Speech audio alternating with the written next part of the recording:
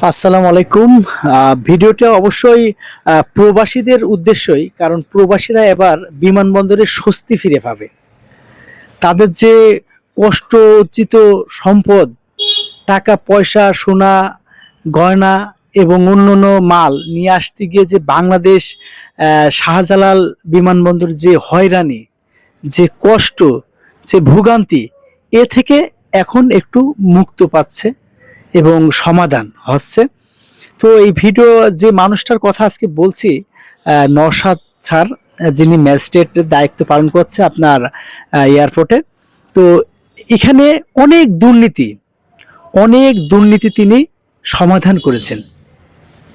Luggage চুরির যে ঘটনা প্রতিনিয়ত হতো, এটা কমে গেছে। আপনার ফাস্টফুডের দোকানে 10 টাকার কেক যখন 40 টাকা, এটা সমাধান হচ্ছে।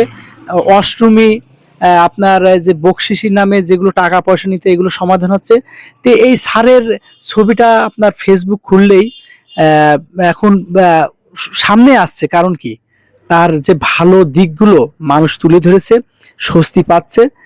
সেজন্য একটা ভিডিও আমিও করলাম। তো এই স্যারের জন্য অবশ্যই দোয়া করবেন, আর প্রবাসীরা অবশ্যই ভিডিওটি শেয়ার করে দেবেন। অনেক আগের চেয়ে অনেক অনেক টেনশন মুক্তভাবে প্রবাসীরা আসতে পারছে।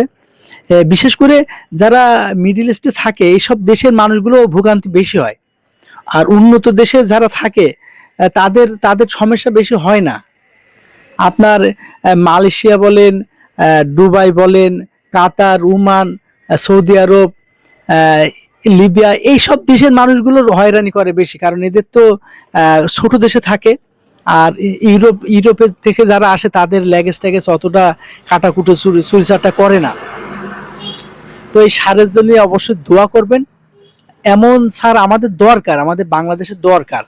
আর বেশি দিন তো বাংলাদেশে যারা এই দুর্নীতির বিরুদ্ধে কাজ করে, রুখে দাঁড়ায়, তাদের তো টিকে রাখে না।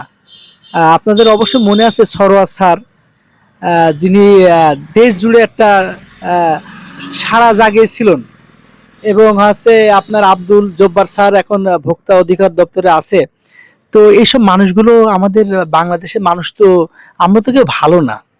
আমরা তো, আমরা দুর্নীতির বিরুদ্ধে যে কেউ যে সোচ্চার হয়, রুখে দাঁড়ায়, তাকে ডাউন করে দেয়। তো এই এই নওশাদ স্যারের জন্য অবশ্যই দোয়া ভালোবাসা থাকবে, কারণ এমন ম্যাজিস্ট্রেট দরকার। আর তিনি প্রতিনিয়ত ঘুরে ঘুরে বেড়াচ্ছে, যত রকম দুর্নীতি আছে সব তিনি নিজে থেকেই সমাধান করছে। এবং তার সাথে আপনি সরাসরি কথা বলতে পারবেন। ছোট গাড়িতে দেখছি চলছে, এবং অলিতি গলিতি আনাচ্ছে গানাচ্ছে যেসব দুর্নীতি, ল্যাগেজ চুরির ঘটনা, যেসব দুর্নীতি ছোটখাটো সব বিষয়ে তিনি দেখছেন। তো স্যারের জন্য অবশ্যই দোয়া করবেন। আর প্রবাসীদের জন্য দোয়া করবেন। প্রবাসীদের যে কত কষ্টের, দুঃখের টাকা, একমাত্র প্রবাসীরা ছাড়া কেউ জানে না। তো প্রবাসীরা খুবই কষ্ট করেই আসে। আর অধিকাংশ প্রবাসী তো একটু বোঝে কম, দেখাচ্ছে কষ্ট করে, কিন্তু তাদের এই বোঝার কম কারণে আমাদের এই বাংলাদেশের মানুষগুলো এয়ারপোর্টে যারা আছে, তারা বিভিন্ন আহ, চক্রান্ত করে টাকা পয়সা নেয়, মাল চুরি করে নেয়, অনেক হয়রানি করে। কারণ আমি ছিলাম আপনার মালয়েশিয়ার এয়ারপোর্ট, কত সুন্দর সিস্টেম, কিন্তু মালয়েশিয়া এয়ারপোর্টেও এখন দুর্নীতি হয়। এগুলো করছে কারা? এগুলো বাংলাদেশে যারা নিয়ন্ত্রণ করছে। আপনার সব ল্যাগেজ সব ওকে, কিন্তু ব্যাগে যদি 2-1 কেজি বেশি থাকে, এই 2 কেজি 3 কেজির জন্য মাল, 1 কেজির জন্য মাল 50 রিঙ্গিত করে বেশি নিয়েছে। একদম সব ওকে, সব টাকা দেওয়া হয়েছে, কিন্তু তবুও আপনার বিমানে উঠার আগে পিট ব্যাগে 7 কেজি দেখা যাচ্ছে 8 কেজি, তা 50-100 টাকা করে ধরে নিয়েছে। করার কিছু নেই, পরিস্থিতির শিকার, আর আপনার চলে আসতে হবে, আপনার তো দেয়াই লাগবে। তো আমরা যারা বাঙালি আছি, বাংলাদেশের মানুষ আছি, আমরা বেশি মানে বিদেশিদের শিখছি যে এইভাবে প্ল্যান করলে, এইভাবে দুর্নীতি করলে এইভাবে নেওয়া যাবে, বাংলাদেশ কাছে এইভাবে সিটারি করা যাবে। কারণ দেখছি তো অনেক চীনাদের সাথে কাজ করেছি, কিন্তু চীনারা দুর্নীতি করে না, আপনার বাঙালিরা শিখিয়ে দেয় যে কিভাবে প্ল্যান করলে, কোনভাবে দুর্নীতি করলে চলা যাবে। তো আমরা ভালো হলে বাংলাদেশ উন্নত হবে, বাংলাদেশ স্বর্ণ শিখরে আরোহণ করবে।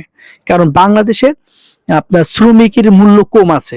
আর আমি আমার এখানে যদি বাংলাদেশে আমি কাজ করি, আমার সর্বোচ্চ 500 টাকা 600 টাকা আমার কনেকট্রেশনে কাজ করলে মজুরি 500 টাকা, 450 কি 500 টাকা। আর আমি একই কাজ করেছি মালয়েশিয়ায় আপনার 2900 3000 টাকা বাংলা টাকা। ওখানে ওদের পরিশ্রম মানের মূল্য বেশি হয়, সেই হিসেবে ওরা উন্নত, কারণ ওদের দুর্নীতি কম। আর আমাদেরকে দুর্নীতি বেশি, সেই জন্য আমরা উন্নত করতে পারি না। তা সবার কাছে অনুরোধ থাকবে, সব ক্ষেত্রে একদম গ্রাম অঞ্চল থেকে শুরু করে সব জায়গায় যদি দুর্নীতি কমানো যায়, বাংলাদেশ অন্য অন্য রাষ্ট্র থেকে অনেক উন্নত হবে। আমি 100% গ্যারান্টি দিতে পারি, কারণ আমি দেখছি যে ওদের ওদের মানুষ মালয়েশিয়ার মানুষগুলো কাজ করে না বেশি, আবার ওদের দেশ উন্নত কি জন্য, দুর্নীতি কম, সব ক্ষেত্রে তাদের অবদান আছে, ভালোভাবে দেখাশুনো করে, সব মেনে চলে, সেই জন্য ওদের দেশ উন্নত। তো সবার প্রতি ভালোবাসা থাকবে, দোয়া থাকবে। আর নওশাদ স্যারের জন্য অবশ্যই দোয়া করবেন, আর প্রবাসীদের জন্য দোয়া থাকবে। আর ভিডিওটি অবশ্যই লাইক কমেন্ট শেয়ার করবেন। আর কথায় ভুল ত্রুটি হলে অবশ্যই ক্ষমার দৃষ্টি চোখে দেখবেন, কারণ আমি একটা সাধারণ মানুষ, একটু দেখলাম, একটা ভিডিও স্যারের জন্য তৈরি করলাম। তো দোয়া থাকবে।